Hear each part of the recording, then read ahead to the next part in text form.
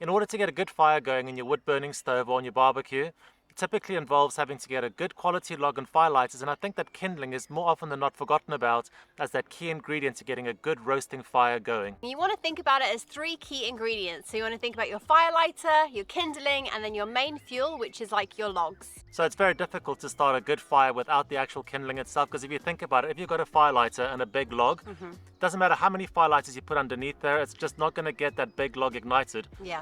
Using that firelighter on the kindling ignites the kindling, which in turn generates the heat and the energy to actually ignite the big log.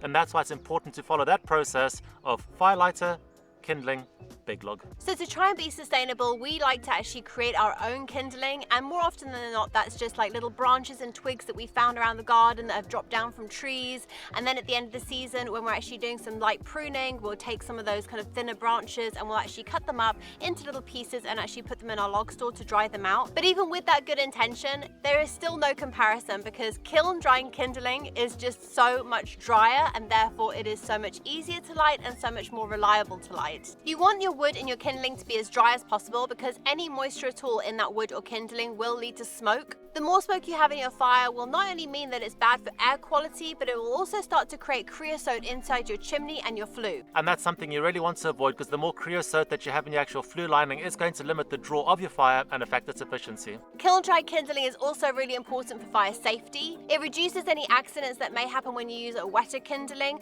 like the smokiness, the sparking, or any sudden flare-ups, which in turn allows the fire to develop faster and generates a far more consistent heat. We use the kiln-drying kindling for all of the fires that we start, whether that's in our wood-burning stoves or on our barbecues. And it works exceptionally well when you're actually making barbecue fires using restaurant-grade charcoal.